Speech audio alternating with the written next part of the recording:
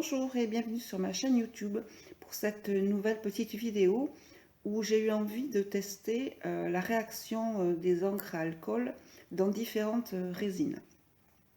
Donc pour cet essai, pour ce test, je vais vous montrer les résines que j'ai utilisées, que vous connaissez sûrement, peut-être.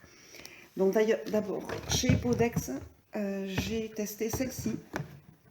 Donc c'est l'Ultra Clear de chez Epodex. Dans la même marque, j'ai testé la Clear Eco, donc de chez Epodex toujours.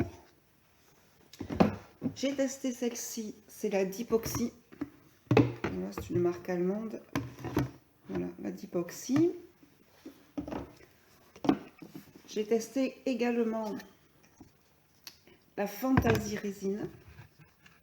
Voilà, je vous mettrai tous les liens sous la vidéo pour vous procurer des résines. J'ai ensuite testé celle-ci que beaucoup de monde connaît, c'est la Liquidissima de chez Résine Pro.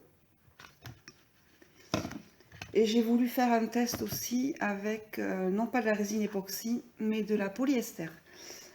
Voilà, donc c'est une résine que j'utilise de temps en temps, j'en ai toujours chez moi.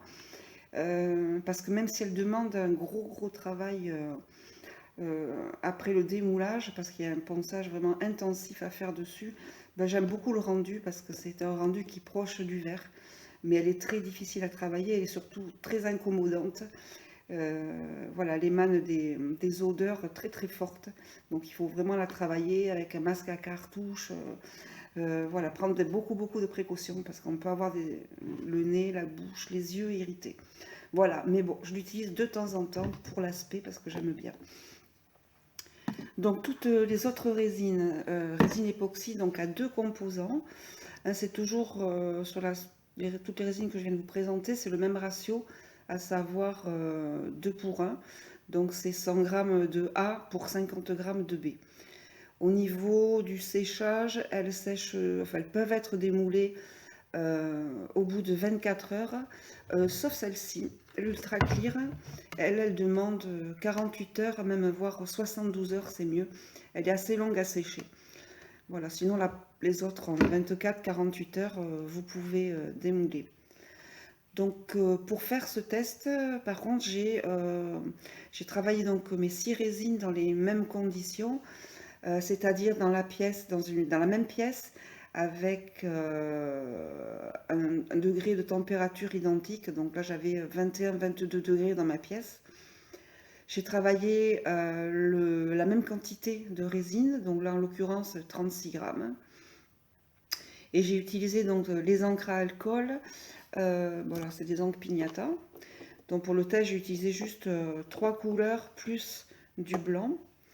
Et dans chaque résine, j'ai mis 4 gouttes de chaque flacon. Donc en commençant par les encres de couleur et en dernier le blanc. Pour voir les effets un petit peu différents obtenus. Donc j'ai fait tout ça dans la pièce 22 degrés, la même quantité de résine. Et j'ai procédé comme ça, c'est-à-dire que j'ai fait mes mélanges des 2 composants. J'ai laissé poser 10 minutes pour permettre aux bulles de remonter à la surface. Une fois que mes 10 minutes ont été passées, j'ai coulé dans mon moule. Donc j'ai pris celui-ci pour avoir des pièces parfaitement identiques, donc un moule comme ça. Donc j'ai coulé dans le moule. Et une fois que le coulage fait, j'ai laissé poser 45 minutes chaque résine, donc sans rien toucher. Et au bout des 45 minutes, j'ai rajouté mes encres à alcool, donc 4 gouttes de chaque flacon dans chaque résine. Et j'ai couvert et j'ai laissé sécher et durcir. Et maintenant, on va voir, je vais vous montrer ce que j'ai obtenu au bout des... Et vous dire au bout des 45 minutes, donc comment était surtout la résine, est-ce qu'elle avait catalysé ou pas. Voilà, on va voir ça ensemble. Excusez-moi, je suis un petit peu enrhumée. Voilà, donc les résultats, les voilà. Donc on va commencer avec l'Ultra Clear de chez Epodex. Donc c'est celle qui met le plus longtemps hein, à sécher. Donc au bout des 45 minutes, quand j'ai posé mes encres, elle était encore très très liquide. Et ça se voit, voilà le résultat. Toutes les encres sont tombées au fond. Voilà, il n'y a aucun effet, c'est pas très joli quoi. Ça s'est bien mélangé, tout a été diffusé. Les encres se sont bien diffusées, mais voilà, tout est tombé vraiment au fond. Donc cette résine, elle demandera à être vraiment travaillée au bout de peut-être 1 heure et demie. Hein, voilà, je sais pas trop, il faut que je refasse des tests en fait. Donc là, ça n'a pas donné grand-chose, voilà, tout est tombé au fond. Donc ça, c'est pour l'Ultra Clear. Ensuite, pour toujours chez Epodex, la Clear. Donc elle, au bout de 45 minutes, par contre, elle était complètement durcie. Elle avait catalysé. Et voilà le résultat. Les encres, elles sont restées tout en surface. Il n'y a aucune encre qui est tombée, ne serait-ce même qu'un petit peu. Voilà, au bout de 45 minutes, vraiment aucun effet. Et par contre, elle a un aspect un petit peu teinté. Donc très très clair, mais c'est quand même teinté. C'est pas vraiment transparent. Donc ça, c'est l'Epodex, la Clear de chez Epodex. Ensuite, la Dipoxy. La Dipoxy, au bout de 45 minutes, c'était pareil, catalysé, dur. Voilà le résultat, hein, tout en surface, rien n'est tombé. Et en plus, c'est une résine, voilà, elle est jaune, elle n'est pas transparente du tout, du tout, du tout. Et il y a plein, je ne sais pas si vous voyez, plein de microbules. Donc celle-là, vraiment pas jolie, quoi, pas top, pas vraiment top. Donc ça, c'est la Dipoxy. Le résultat obtenu avec la Liquidissima, alors au bout des 45 minutes, la Liquidissima, elle était déjà un peu mieux. Elle avait un aspect un peu de sirop, je dirais. Donc les encres, écoutez, elles ont fait des jolis effets. Voilà, je ne sais pas si vous voyez bien.